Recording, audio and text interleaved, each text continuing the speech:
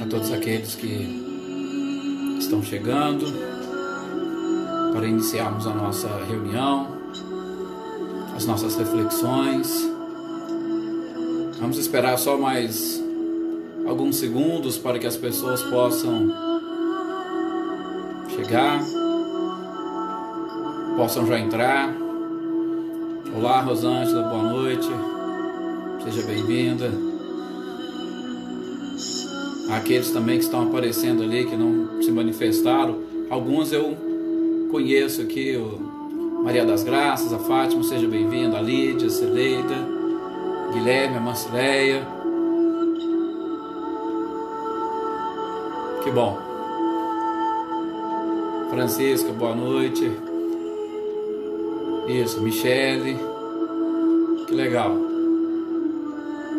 Aqueles que eu não citei o nome aqui, que às vezes a foto aparece tão pequenininha aqui para mim, eu não consigo identificar. Estou vendo aqui o Silvano também.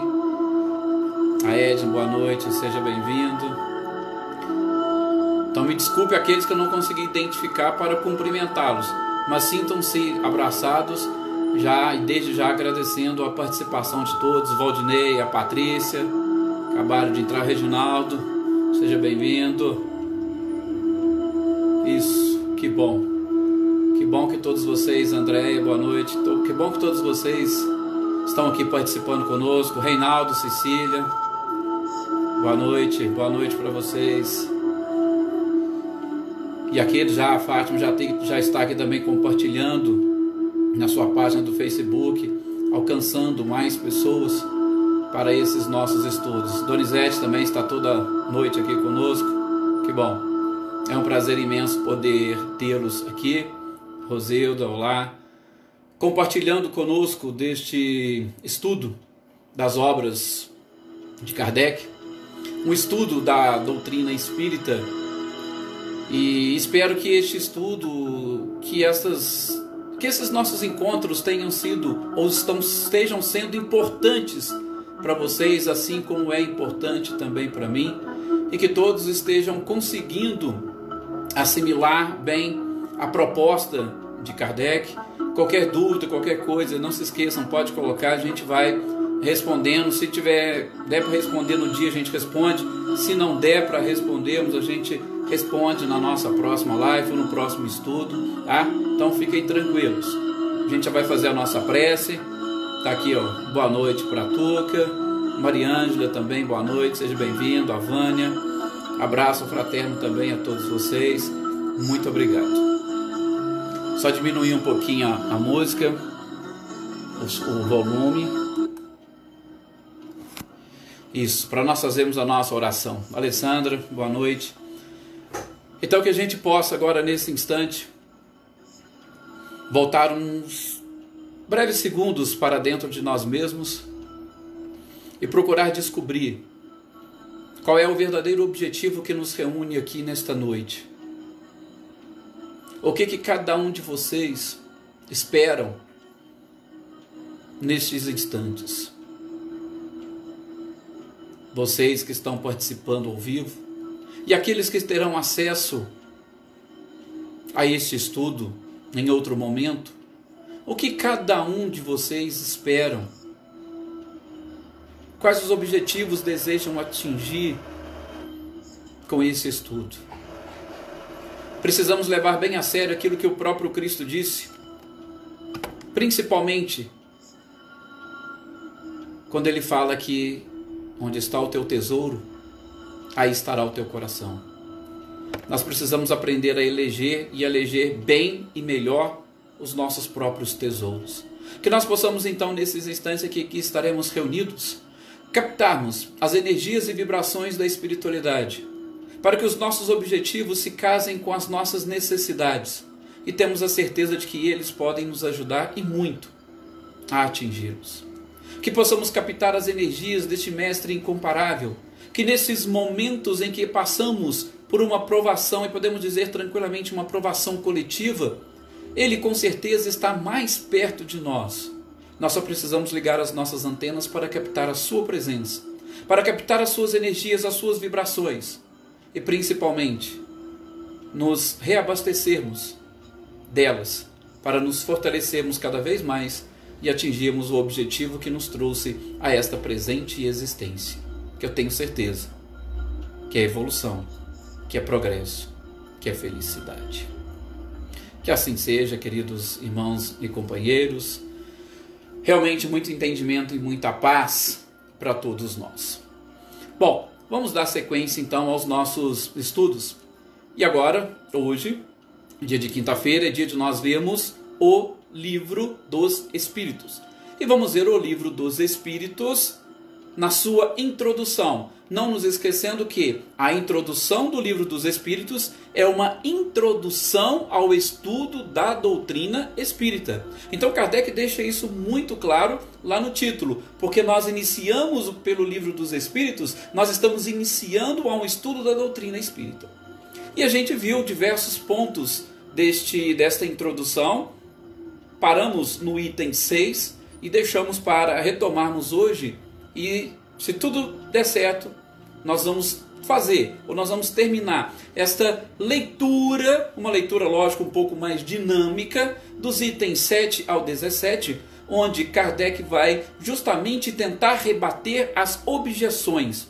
As objeções, claro, que existem, ou que naquela época existiam, com relação a essa doutrina nova que estava surgindo. Mas nós vamos verificar que essas objeções, talvez muitos de nós, ou muitas pessoas conhecidas nossas também já colocaram essas objeções à própria doutrina espírita. E a gente vai ver como que Kardec conseguiu rebater todas. Já vamos logo iniciar, porque com certeza são 10 itens que nós vamos fazer, que nós vamos identificar. E para poder facilitar esse entendimento, a gente vai até acelerar um pouquinho. Nós vamos resumir um pouco do que Kardec falou, mas a nossa proposta é deixar justamente claro, bem claro, aquilo que Kardec fala. Até mesmo porque, como é algo que ele enfrentou naquela época, hoje nós temos mais condições e mais conhecimento para também refutarmos essas objeções. E aquelas que porventura nós ainda não conseguimos refutá-las, pela experiência e pelo período que nós temos de doutrina espírita, sobretudo aqueles que já são espíritas, porque aqueles que ainda não são, não se preocupem. É até importante começarem a analisar. Será que eu já fiz esse questionamento? Será que eu já opus esse tipo de objeção a essa doutrina? Mas para isso não vamos nos esquecer que é necessário nos despirmos dos preconceitos, das ideias preconcebidas, daqueles paradigmas ou dogmas que nós trazemos na nossa memória, para aí sim facilitar, abrindo as janelas da nossa memória, receber essas informações e automaticamente entender quais são os objetivos dos espíritos quando nos trouxeram essa doutrina. Bom, a primeira refutação que Kardec faz logo no item 7 é justamente uma refutação aos cientistas. E é claro, Kardec já começa falando que cientista é uma pessoa, ou pelo menos aqueles que se arvoram como cientistas, eles merecem um pouco do nosso respeito. Até mesmo porque eles conhecem todos os métodos e todos os princípios que geralmente são necessários, e em especial o trabalho árduo, que é necessário para se estabelecer, sobretudo, uma doutrina nova ou uma ideia nova. Então, o próprio Kardec já começa estabelecendo, olha, precisamos ter um certo respeito com essas pessoas. Por quê? Porque são pessoas que geralmente se debruçam mais sobre determinadas coisas. Mas por quê? Porque se elas também não estiverem despidas de preconceito, essa característica de cientista, ela cai por terra. E Kardec vai exatamente rebater justamente nesse sentido. Quando ele diz que o cientista, sabendo ou sabedor de todo o labor que o próprio Kardec despendeu para iniciar, ou pelo menos para trazer essas informações, se ele não investiga, se ele não busca, se ele não procura, se ele não entende, se ele não lê, como é que ele vai conseguir rebater ou refutar essa própria doutrina? Se ele não faz isso e apenas com o título de cientista ele refuta dizendo que isso não pode, que isso não acontece, que isso é impossível, Kardec fala que isso não passa de uma opinião pessoal. E, não sendo uma opinião pessoal, não merece nenhum tipo de consideração. Da mesma forma que Kardec fala o seguinte, olha, você como cientista sabe, cada ciência tem a sua forma de investigação. Cada ciência tem aquele formato de observação e de pesquisa. Então, não queira trazer para a doutrina espírita os mesmos princípios que você aplica na sua ciência. O que Kardec quer dizer com isso? Gente, seria impossível nós queremos entender a doutrina espírita aplicando a ela ou aos fenômenos que estavam surgindo apenas e tão somente com base nos princípios da própria matemática. Não tem como. Por quê? Nós estamos falando de uma ciência onde, como nós vimos já em alguns outros livros, a necessidade de, ou os fenômenos acontecem por interferência de um princípio espiritual agindo sobre um princípio material. E aí de repente eu quero apenas e tão somente utilizar princípios na matemática, eu não vou conseguir atingir. Por quê? São outros campos de observação. E Kardec ainda faz uma analogia. É como se você pegasse um arquiteto e quisesse que o arquiteto falasse de música. Olha, se ele não conhece música, o que ele pode falar de música? Ele pode falar da arquitetura, que é justamente a sua área. Então, Kardec deixa muito claro isso. Apesar de ser cientista, você tem que se debruçar da mesma forma como nós nos debruçamos, na observação e nas pesquisas, antes de apresentar qualquer tipo de crítica. Tá? Então, este é o primeiro item que Kardec fala. Se você não fizer isso, isso vai ser fruto de apenas uma opinião pessoal sua, e opinião pessoal nós não poderíamos nem dar nenhum tipo de crédito. Falar que isso vai contra a própria razão, a racionalidade, não. Muitas das vezes nós utilizamos a razão como forma de orgulho.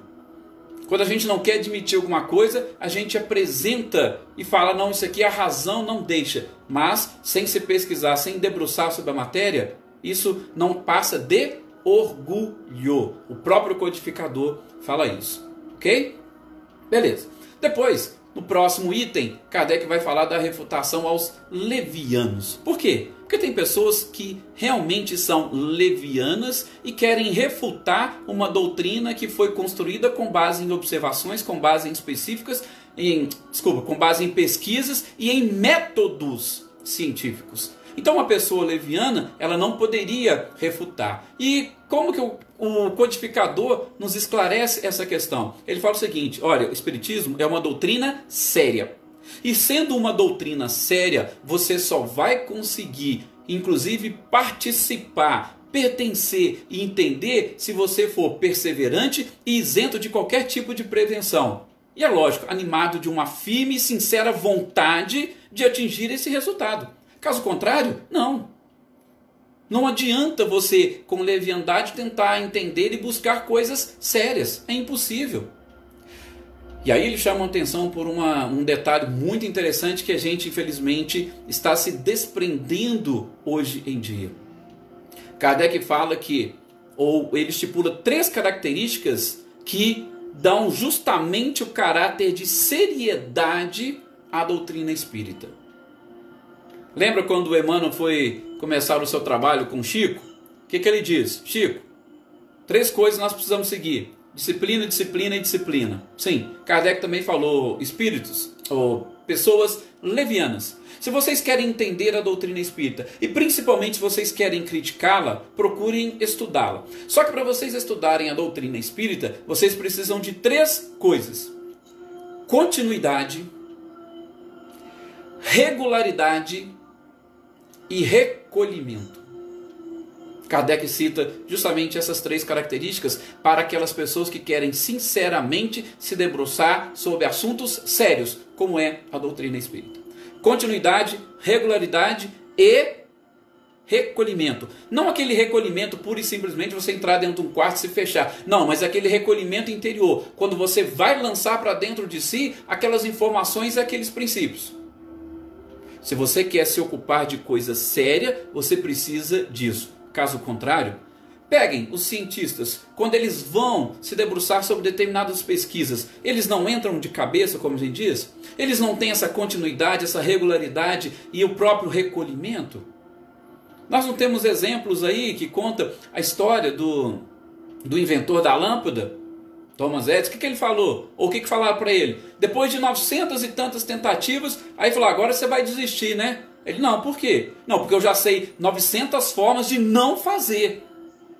Então, ele tinha continuidade, ele tinha perseverança, a própria regularidade, e ele também estava se recolhendo. Por quê? Porque ele sabia justamente de como não fazer. Aquilo fazia parte das suas ideias e ele ia construindo ao longo do tempo uma sequência de raciocínios para não fugir, não deixar escapar. Sem isso, gente, nós não vamos conseguir ter ou levar uma doutrina a sério. Veja como o codificador lá naquela época foi realmente, talvez até duro, porque a gente pode perceber hoje com muita tranquilidade, no meio espírita, nós não temos tantas pessoas que fazem justamente isso, que o codificador trouxe como características para um estudo sério da doutrina espírita: continuidade, regularidade e, acima de tudo, recolhimento. Depois, na sequência, ele vai trazer a refutação aos antagonistas. E aqui ele vai colocar os antagonistas e vai trazer algumas formas diferentes, eu já falo para vocês, mas ele vai simplesmente colocar aquelas pessoas que simplesmente colocavam oposição ao espiritismo. Não, espiritismo não pode, espiritismo não existe. Esse negócio de mesas e cestas e tal, não, isso aí é tudo coisa, é fruto ou de charlatães, ou de mistificação, ou alguma coisa de fraude. Ou seja, eram pessoas que, sem se debruçar seriamente sobre os estudos, sobre o estudo da doutrina, simplesmente falavam que ela não poderia existir, que aquilo era fruto de alguma coisa. Bom, Kardec vai repetir. Primeiro, se você não conhece, se você não estudou os princípios, a princípio você não poderia nem falar, desculpa a redundância, mas se você não estudou, se você não sabe o que ela quer dizer, então você não tem autoridade para falar que ela não existe e que ela é mentira. Tá? Depois, falar que todas aquelas pessoas estavam sendo enganadas ou estavam enganando os outros, Kardec falou, mas espera aí, será que todos estão se enganando em todas as partes do mundo? Todos os espíritos presentes no mundo inteiro estão enganando todos os médios também espalhados pelo mundo inteiro? Charlatanismo. Eles falam que é charlatanismo. Mas espera aí, qual é o tipo de vantagem que os espíritos estão buscando? Ou qual é o tipo de vantagem que os médios estão buscando? Charlatão justamente é aquele que quer levar vantagem em alguma coisa. Então como é que você vai falar que não são todos charlatães se ninguém está querendo levar vantagem de nada? Olha a importância inclusive do próprio português, do que significa cada palavra. Charlatão não trabalha de graça. Kardec falou isso lá naquela época. Também poderiam dizer que é fruto de mistificação. Gente, a mistificação a gente sabe inclusive que é algo bem delicado. E inclusive nos dias de hoje a gente enfrenta, sobretudo, como uma daquelas modalidades de obsessão que a gente chama de fascinação, a gente enfrenta hoje no espiritismo prático. Mas Kardec também rebateu da mesma forma, por isso que eles estão todos reunidos num item só. Você vai falar que fruto de mistificação que está acontecendo em todas as partes do globo? Fruto de mistificação de todos os médiuns? De todos os espíritos? Isso é algo quase que inadmissível. Porque os médiuns possuem características diferentes. Os espíritos com características diferentes. Olha, então peraí, como é que eu posso dizer que é uma mistificação? Você é capaz de enganar muitas pessoas ao mesmo tempo? Inclusive ele vai, se unindo a isso, dizer que, ou rebater, porque vários diziam que aquilo ali era um fruto da ilusão. Ilusão das pessoas. Então veja, Kardec coloca ali tudo junto. Charlatanismo, mistificação e a própria ilusão. Gente, o que significa ilusão? Ilusão nada mais é do que um erro de percepção, um erro de entendimento, um engano dos sentidos ou da mente. Aquela interpretação equivocada de alguma coisa. Então peraí, todos os médiuns de diferentes lugares de diferentes classes sociais, diferentes níveis de conhecimento, todos estavam sendo vítimas de uma interpretação errônea, equivocada. Então estava querendo dizer que todo mundo é igualzinho, tudo um robô. Pensava da mesma forma, agia da mesma forma. Não, nós somos seres diferentes. Assim como não somente nós, os espíritos também eram diferentes. E como é que eles poderiam fazer essa ilusão ou exercer a mistificação, sendo eles diferentes e os médiuns diferentes? Então, Kardec fala, ó, simplesmente vocês estão querendo opor algo a essa doutrina que é nova, sem estudar, simplesmente falando que não existe, mas esses argumentos de vocês, infelizmente, também não têm nenhum fundamento, nenhuma base científica. Depois, ele coloca no item 10 dos objetores que falam e que vão principalmente baseando-se na linguagem dos espíritos. E aí a gente vai ter alguns itens falando sobre isso, né? Continuando a falar das características dos espíritos. Sobre a linguagem, tá? Ele chega, inclusive, Kardec chega a dizer que é deplorável que o acaso tenha servido mal por teres lhe mostrado apenas o mal. Como nós estamos dizendo, espíritos se comunicavam naquela época no mundo inteiro, por pessoas das mais diferentes classes sociais e níveis de conhecimento. Como é que você poderia atribuir à linguagem de uma comunicação fazer com que todos imaginassem que todos fossem da mesma forma? Ah não, a linguagem do Espírito comunicou era uma linguagem muito frívola, é uma linguagem muito pobre, então isso não pode provir dos espíritos. Nós estamos falando de um mundo espiritual. E Kardec nos apresenta um mundo espiritual com uma escala espírita onde existem espíritos de diferentes categorias. Com mais conhecimentos, com menos conhecimentos.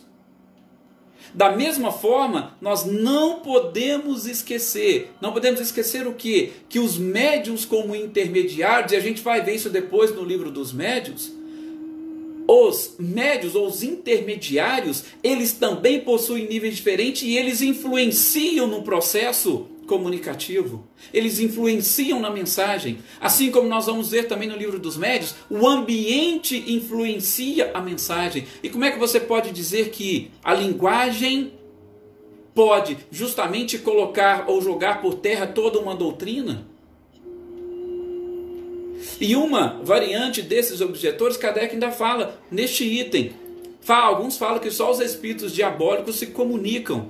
Gente, mas como? Kardec não pegou uma mensagem, não. Para vocês terem uma ideia, Kardec se correspondia com mais de 1000 centros espíritas do mundo todo. Lógico, alguns poderiam ter um médium só, mas alguns tinham vários outros médiums. Então imagina quantas pessoas, imaginem quantos espíritos se comunicaram para que Kardec pudesse justamente extrair essa mensagem maravilhosa que culminou com a construção dessa doutrina, com a codificação dessa doutrina. E aí você vai dizer que só os espíritos diabólicos se comunicam?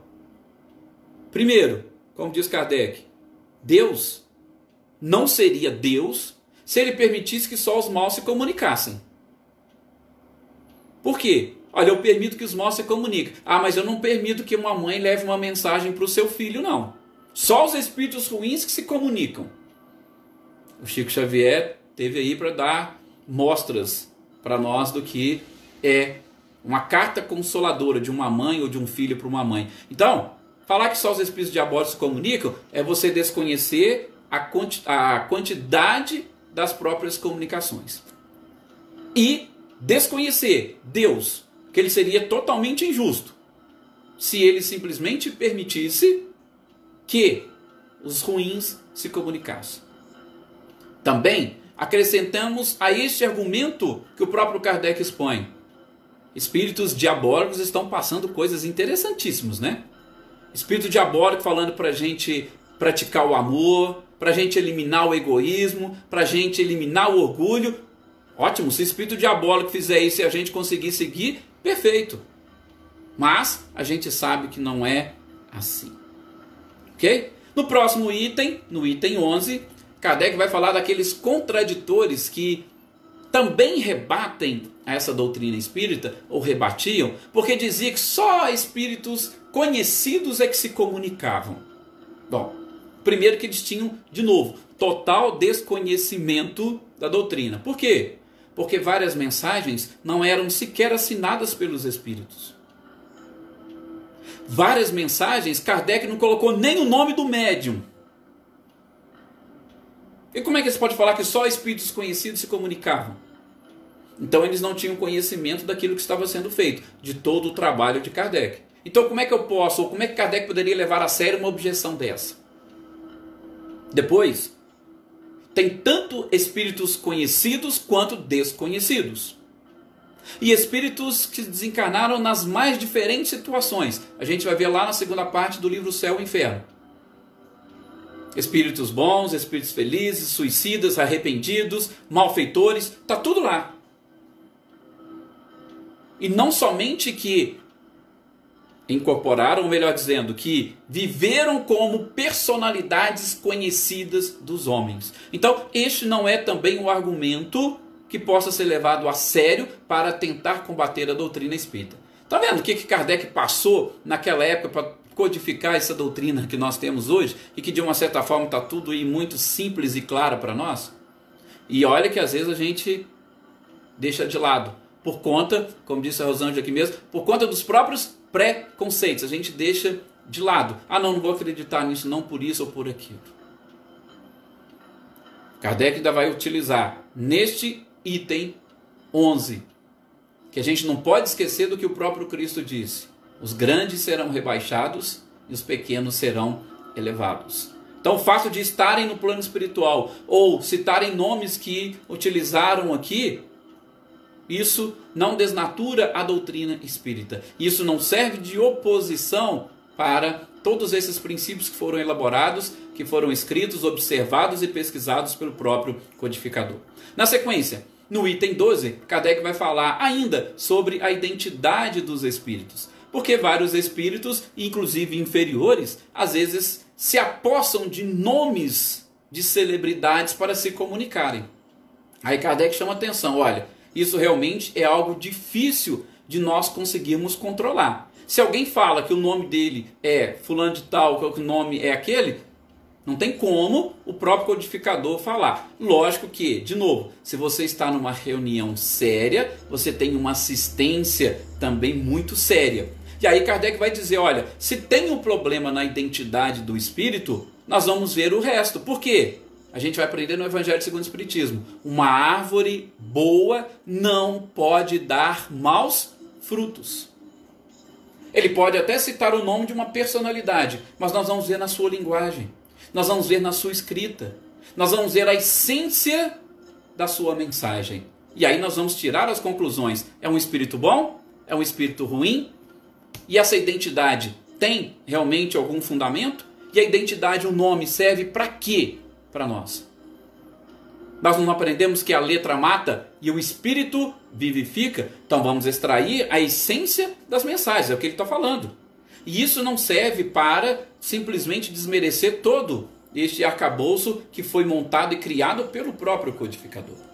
Mas ele repete, neste item, as mistificações, a própria fascinação é algo que nós ainda vamos enfrentar por um bom tempo.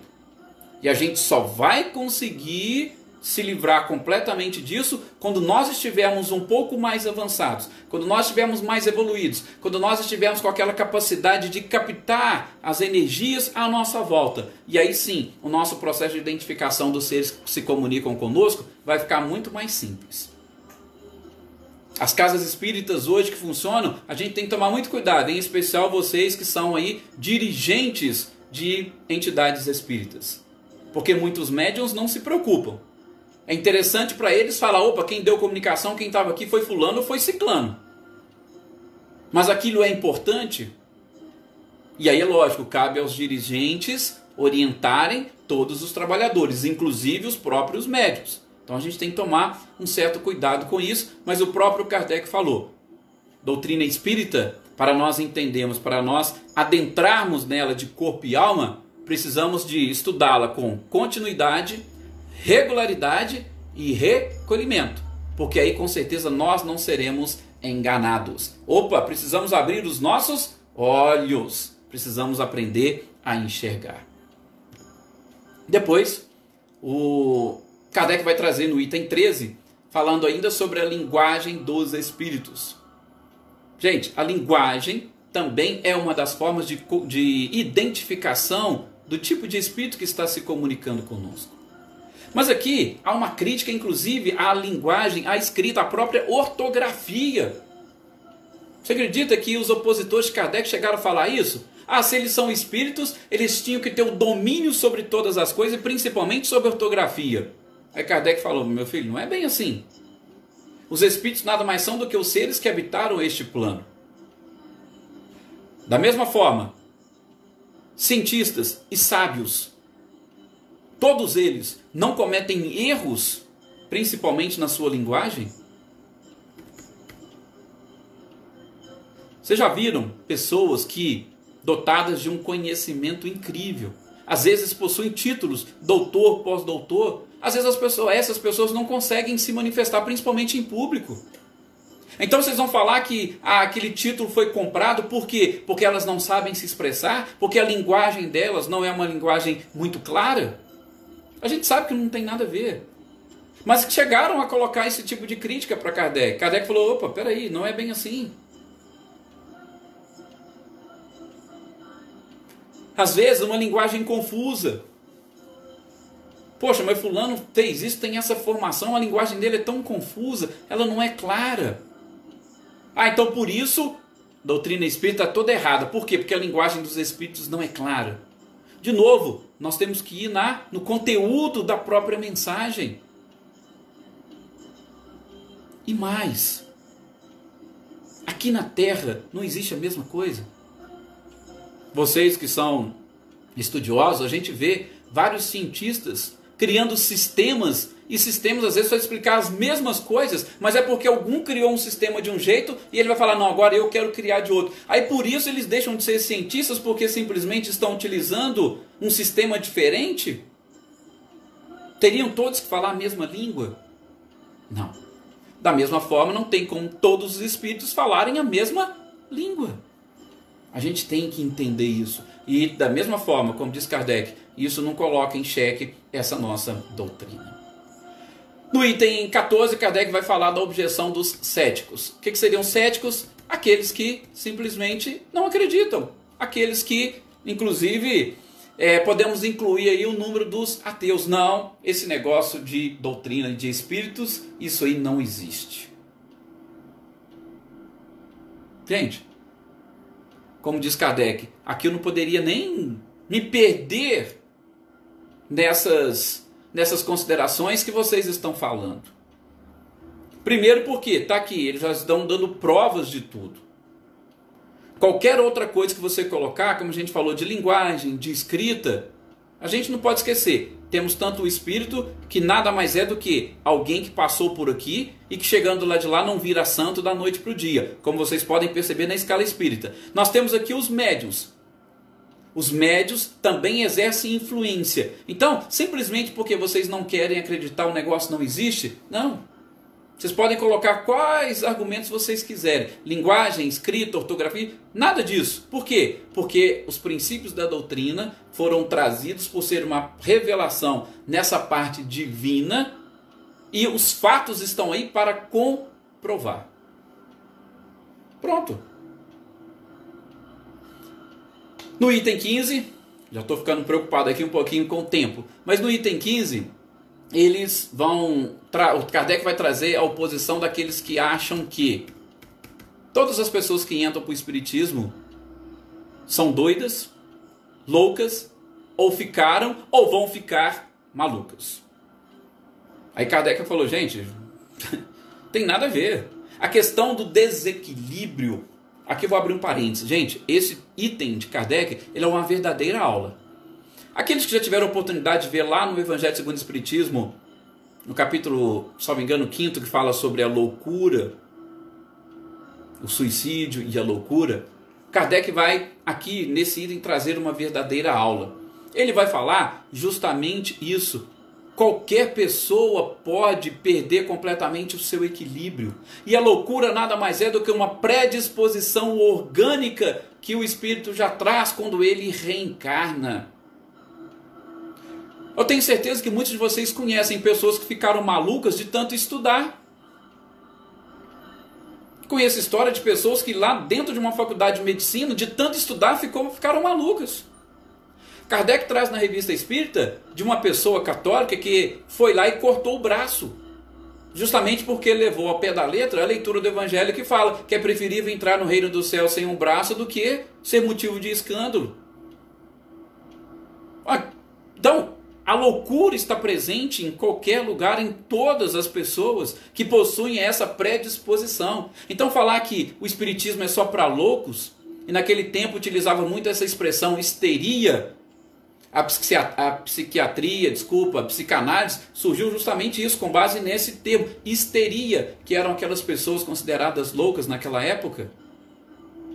Então, Kardec falou, não é o espiritismo que faz as pessoas loucas, não. E quem está aqui, nem só quem está aqui é louco, não. A loucura existe em todos os lugares. Enfim, passemos ao item 16 e 17. E Kardec vai iniciar esse item 16 justamente dizendo que essas duas objeções seriam aquelas que realmente, ou que verdadeiramente poderiam ser chamadas de objeções. Algumas delas nós vamos também debruçar, salvo engano, em especial no livro dos médiuns, para falar um pouquinho do magnetismo, o próprio sonambulismo. Tá? Mas esses refutadores, eles acreditam nas manifestações. Eles não são contra. Eles dizem o seguinte: as manifestações existem. Eles só não acreditam que essas manifestações são provenientes de uma intervenção espiritual. É o que Kardec vai falar aqui. Aí primeiro eles vão falar: olha, isso aqui é fruto de um sonambulismo. E sabe-se que o sonâmbulo, quando está nessa condição, ele traz muitas coisas que estão no seu inconsciente. E por trazer muitas coisas que estão no seu inconsciente, a comunicação ou a mensagem é fruto do seu próprio conhecimento. É isso que eles falam. Então, todo conhecimento que vem nas mensagens é fruto da capacidade do médium que, num estado sonambúlico desperto, ele traz a sua mensagem. Daí Kardec vai também explicar, olha, não é bem assim. Porque tem questões, tem respostas, que como é que nós podemos saber como que o médium, como é que a pessoa poderia ter conhecimentos aprofundados disso? Da onde que ela tiraria essas informações? E para vocês saberem, o próprio sonambulismo foi estudado por Kardec durante 35 anos. Ele sabia o que ele estava falando. Então, até algumas manifestações podem ser explicadas pelo sonambulismo, que a gente sabe é uma faculdade mediúnica. Mas nós não conseguimos explicar todas. Veja por que o Kardec disse que essas são aquelas que verdadeiramente poderiam ser chamadas de objeções. Por quê? Porque elas trazem realmente uma dúvida. Mas o próprio codificador falou: fruto de todas as observações, observem todas as mensagens, observem as comunicações, estudem os próprios médiuns e vocês vão concluir que nem tudo pode vir da própria mente deles. Eles não podem ter acesso a todos esses conhecimentos e informações. E aí quando Kardec falava isso, alguém vinha e rebatia: ah não, mas então não é fruto só deles, é fruto também de esse sonambulismo de um conhecimento coletivo, ou seja, o médium tiraria da mente de outros médiums. Aí Kardec falou: mas peraí, você está querendo dizer então que dentro de uma sala, tá ali, o médium pode captar inclusive o que está dentro da mente de outro e ele mesmo vir e trazer a mensagem? E como é que ficaria? As pessoas ali com a mão no cesto e pessoas de conhecimento distinto de repente escreve uma mensagem única? Será que todos os médiuns reuniram mentalmente e falaram, vamos escrever isso aqui? Como é que explicaria esse tipo de comunicação? E aí, os médiuns, eles, quando terminasse a comunicação, eles iriam atribuir aquela comunicação a algum espírito, ou eles iriam falar, isso aqui é meu mesmo, eu que estou assinando? Os médiuns falaram, quem trouxe aqui foram os espíritos. Esses ensinos são frutos dos ensinamentos dos espíritos, não é nosso. Vejam, então Kardec refutou. Ah, mas poderia ser também fruto da mente coletiva de todas as pessoas do globo. Nossa, aí também eles foram longe. Um médium daqui conseguir captar aquilo que vai na mente de um cientista que mora lá nos Estados Unidos, por exemplo. Olha aonde que eles foram. E Kardec também falou, isso não é normal. Até mesmo porque não foi um médium que trouxe essa mensagem, essa informação. Foram vários médiuns de diversos lugares. E essas mensagens veio de espíritos que inclusive colocaram nomes diferentes. Então como é que nós vamos explicar tudo isso? Como é que pode ser fruto de um sonambulismo único?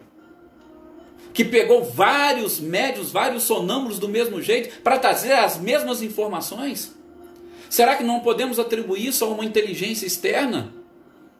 Aí de novo Kardec vai falar, tá vendo? Tem que ser fruto da observação. Eu não posso tirar conclusões apressadas com base num caso único, num caso exclusivo. Teoria sonambúlica e teoria refletiva é o que Kardec rebate nesses pontos. E tem mais. Quando você fala da linguagem e quando você fala da escrita, beleza, o médico pegou e colocou. Aí Kardec pergunta, e como é que você explica no início das comunicações onde eram através de pancadas? Sim, porque como que eu vou explicar as pancadas? Ah, eram os próprios médicos que produziam as pancadas? Não, as pancadas vinham de alguém, de alguma inteligência externa.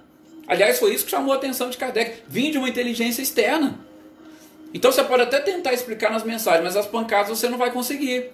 E nas outras formas de comunicação? Também não. Vejam como que o codificador foi rebatendo. Só que igual, de novo, ele repete. Tá? São as mais contundentes objeções. E enfim, no item 17, ele vai fechar com os curiosos. Só mais um minutinho a gente já termina. Ele vai fechar com os curiosos. Gente, tem vários curiosos que simplesmente, sem conhecimento de nada, querem refutar a doutrina espírita. E aí Kardec vai dizer, olha, isso não é fruto de uma oposição sistemática interessada. E tem, lógico, a fonte de um conhecimento incompleto. Aqueles que observam só manifestações físicas, sem se debruçarem das manifestações inteligentes, esses são os curiosos. São os curiosos que hoje estão dentro das casas espíritas. Nós, infelizmente, somos muito assim. Com o conhecimento incompleto das coisas, a gente quer emitir a nossa opinião. Vejo e percebo muito pessoas fazendo críticas, por exemplo, ao governo. A gente não consegue governar nem a nossa mente. A gente não consegue governar nem a nossa casa. E a gente quer criticar alguém que está governando, às vezes, um país. Nós podemos sim ter a nossa opinião. Mas Kardec está falando justamente o quê? De refutar toda uma doutrina com base no conhecimento incompleto que nós temos. E Kardec fala, isso é inadmissível. Nós não podemos levar a sério esse tipo de crítica. Então, é o que a gente sempre fala, busquem conhecimentos, busquem informações, busquem conhecer as coisas antes de criticá-las. Sobre a doutrina, mais ainda. É a forma justamente como o codificador fecha. Não vamos deixar de ter continuidade, regularidade e recolhimento para nós adentrarmos a qualquer disciplina nova que nós vamos aprender. E desenvolvam sempre, em primeiro lugar, a humildade. Quando Sócrates conseguiu desvendar e interpretar a frase que estava lá no templo de Delfos, aí que justamente ele percebeu. Quando ele diz que eu só sei que nada sei, ele percebeu que nós somos seres tão insignificantes e ignorantes. E aí poderia até dizer, fechando o nosso comentário, o pior vírus que a humanidade com certeza precisa enfrentar e que muitas das vezes, ou até hoje, nós ainda não fomos atrás para descobrir, é justamente a ignorância. A ignorância é o pior vírus que poderia existir. Kardec enfrentou todos eles. Às vezes nós fugimos até de nós mesmos. E isso não pode. A gente precisa ir além. Continuidade, regularidade e recolhimento. Só assim nós vamos atingir esse patamar de seres que sabem realmente o que querem e que conseguem desenvolver com muita tranquilidade a sua própria consciência. Avançar nos níveis de consciência para atingirmos os objetivos que nos trouxeram até aqui. Muito obrigado a todos vocês. Desculpem mais uma vez, temos ultrapassado esse tempo, mas é justamente para nós fecharmos estes tópicos para depois entrarmos no Prolegômenos, que é o próximo tema aqui do livro dos Espíritos. Uma boa, aliás, uma excelente noite a todos vocês e mais uma vez muito obrigado pela participação de todos. Fiquem com Deus.